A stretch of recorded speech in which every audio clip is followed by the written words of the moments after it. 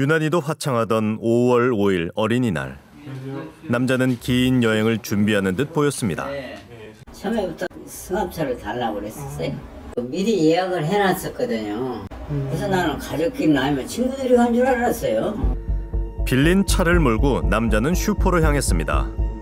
여행 물품을 구입하는 걸까요? 고기 불판 있잖아요. 바베큐 큰 거. 그 2,800개 물병. 22리터짜리가 4개, 20리터짜리가 2개. 이상하게 여길 만큼 대형 석쇠와 큰 물통 여러 개를 계산한 남자. 그리고 2주 뒤인 5월 18일 부산 해운대 지구대에 걸려온 한 통의 신고 전화. 바로 그 남자였습니다. 자기가 그 여자 친구를 목잘라 죽이고 안매장하고 또 그다음에 자기도 손목을 끄가 자해를 했다. 자기 머리가 어지럽다. 그런 내용을 친구들이. 믿기 힘든 충격적인 이야기. 그러나 남자 말대로 제천 야산에서 여성의 시신이 발견됐습니다. 살인 피의자 이 씨는 곧바로 서울로 이송됐습니다. 하루아침에 뉴스 속 주인공이 돼버린 딸의 소식에 어머니는 그만 무너집니다.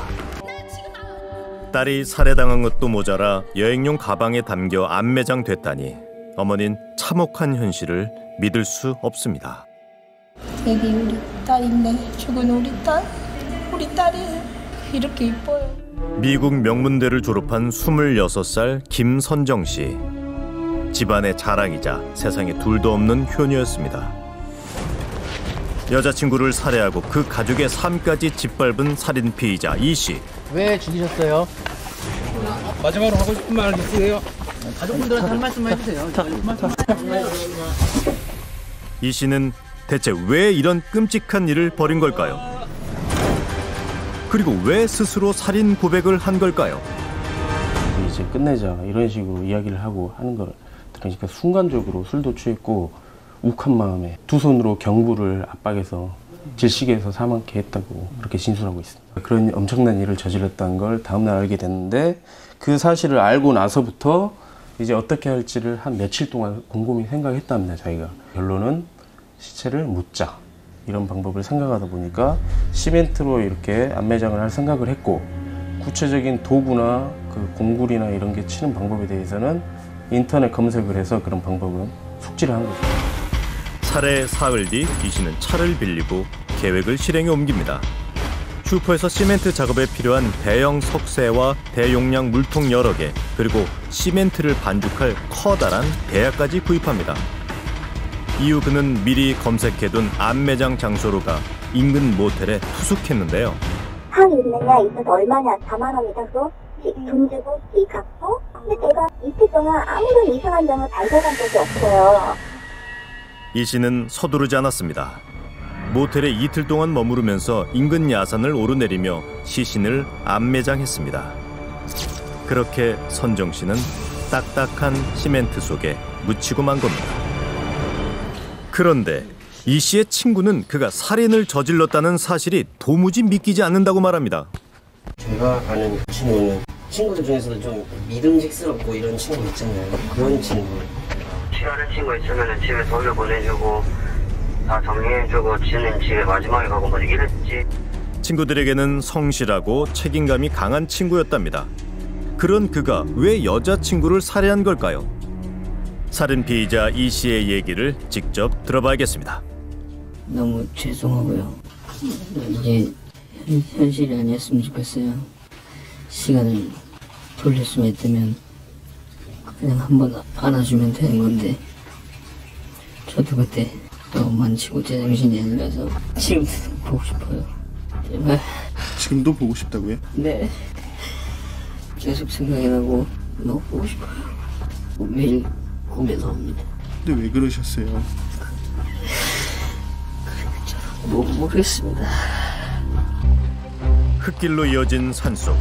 자신이 버려놓은 참극의 현장으로 그가 다시 왔습니다. 여자친구의 시신을 안매장하고 떠난 지 19일 만의 일입니다. 여기? 8개 다 여기 있었어? 옮겼어? 얼마나 옮겼어? 3포?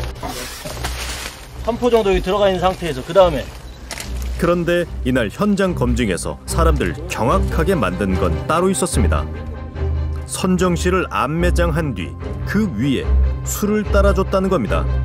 자신이 살해해놓고 그것도 증거를 없애기 위해 시멘트를 부어 암매장까지 하면서 어떻게 죄를 지내며 명복을 빚는 듯한 행동을 할 수 있는 걸까요?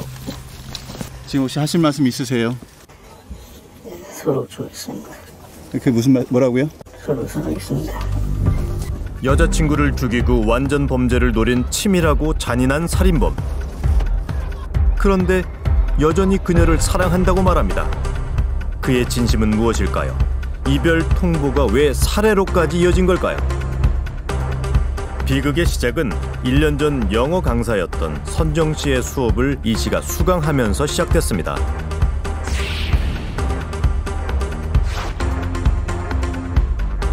연인이 된 두 사람은 무척 다정했답니다. 아니, 서로 그냥 둘이 좋아하는 것처럼 보였지, 뭐 친구들하고는 뭐 여행도 같이 이렇게 커플 여행도 가고. 그런데 선정 씨의 친구들은 우리에게 전혀 다른 얘기를 합니다. 학원 사람들끼리 회식을 했나 봐요.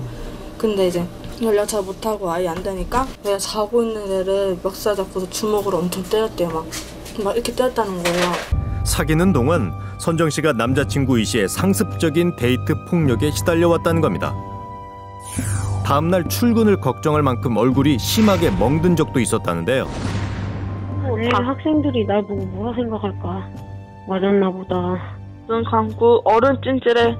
고맙다, 이렇게 위로가 돼줘서. 헤어지려고 했는데 엄청 빌었대요. 엄청 빌고 현장에도 애들이 다 막 뭐라 하니까 헤어졌어요. 헤어졌는데 좀 지나다 보니까 그 애가 또 다시 사귀는 거예요. 전문가는 이 씨의 이런 폭력성과 집착 성향에 주목해야 한다고 말합니다. 이별 시도가 정말 진지하게 이번에는 피해자에 의해서 행해질 것이다. 나를 떠날 것이다. 그런 불안과 두려움을 가졌다면 피해자가 떠나지 못하게 하겠다. 영원히 내 곁에 두도록 하겠다라는 그런 의지와 계획하에 의도적으로 살해를 했을 가능성이 상당히 높고. 그렇다면 가족들은 왜 선정 씨가 살해된 지 2주가 넘도록 몰랐던 걸까요? 지금 우리 애기가 5월 1일 날 띄운 거예요. 최근 고액 연봉을 받는 회사에 취업한 선정 씨는 매우 들떠 있었다는데요. 제가 5월 2일 날도 통화를 했다니까, 우리 딸하고. 별다른 얘기나 이상하다거나 뭐 이런 거는 전혀 없었어요. 그럼요. 전혀 뭐 저 딸하고 통화하면서도 그런 거 전혀 못 느꼈고, 얘가 뭐라고 그러냐면, 아빠 첫 월급 받으면 내가 가서 한 500만 원 내줄게. 기다려. 아따님이요? 예. 사건 당일에도 아버지는 딸과 유쾌한 통화를 했습니다. 그런데 15일 날 회사에서 내용 증명이 온 거야. 그토록 원하던 직장에 취업한 딸이 출근하지 않았다는 연락이 왔다는 겁니다. 갑자기 5월 4일 날 새벽에 사장님한테 카톡이 딱 갔다는 거야. 개인적인 사정으로 회사를 그만두겠다며 선정 씨가 회사 쪽에 문자 메시지를 보냈답니다. 그런데 이 날짜는 선정 씨가 이미 살해된 뒤였는데요. 그걸 보고 깜짝 놀랐죠. 이날은 전화가 꺼져 있더라고. 나한테 계속 회사 다닌다고 그랬는데 꺼져 이게 뭐냐 그래서 얘기했어. 아버지는 딸에게 계속 연락을 시도했습니다. 다음 날 드디어 딸에게서 문자 한 통이 도착합니다. 이 씨가 선정 씨로 위장해 보낸 거짓 문자였습니다. 그리고 선정 씨의 아버지로부터 연락이 잦아지면서 이 씨는 부산으로 갔습니다. 범행이 들통날까 압박감을 느꼈던 걸까요? 그는 결국 자해를 하고 자수했습니다. 자수 전까지 살인을 숨기려 했던 그의 행동은 치밀했습니다. 그런 그가 갑자기 자살 시도를 한 이유는 무엇일까요?